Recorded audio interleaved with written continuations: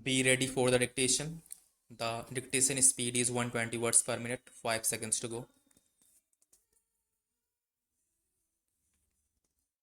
Solicitor General Tushar Mehta highlighted challenges posed by social media platforms such as their unlimited reach, anonymity, and potential for misinformation dissemination.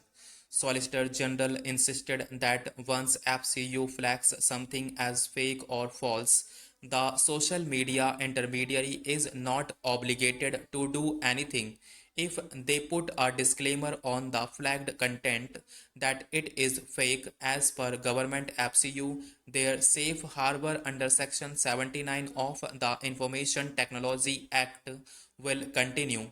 He argued that the amended rule does not impose any obligation to remove content. He further said that safe harbor granted to intermediaries is not unconditional and pointed out that no intermediary has approached the court against the amendment.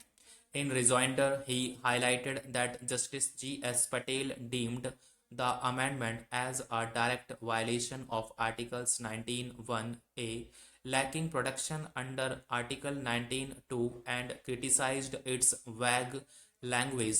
He noted that several instances of misinformation cited by SG were effectively addressed by the Press Information Bureau without the need for an FCU.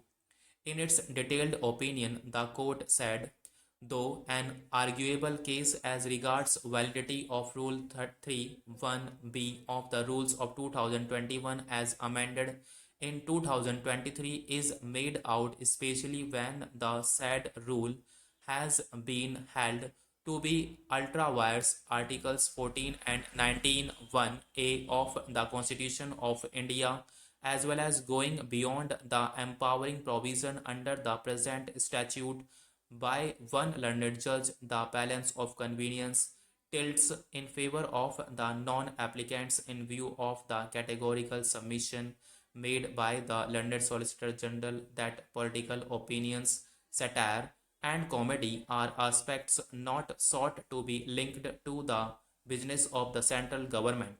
The court clarified that the opinion is only based on a prima facie consideration of the issues that arise and has been made in the context of the prayers of the interim application, and that the interim applications should now be placed before the referral bench for appropriate orders. As per the proviso introduced in Section 2(1)(b), migrants belonging to Hindu, Sikh, Buddhist, Parsi, Jain, and Christian religions from Pakistan, Bangladesh, and Afghanistan are eligible for citizenship by naturalization if they can establish their residency in India for 5 years instead of existing 11 years. However, the implementation of the law was put on hold in view of the massive countrywide protests which took place against it.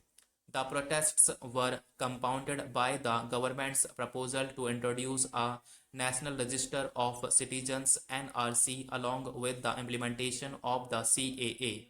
The government, in its counter affidavit, defended the act, stating that the law was not affecting the citizenship of any Indian citizen and that mere under-inclusion of a category while granting benefit was not a ground to strike down a law.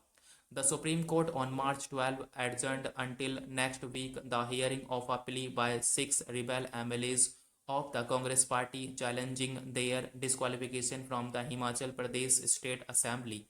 The adjournment was granted at the petitioner's request.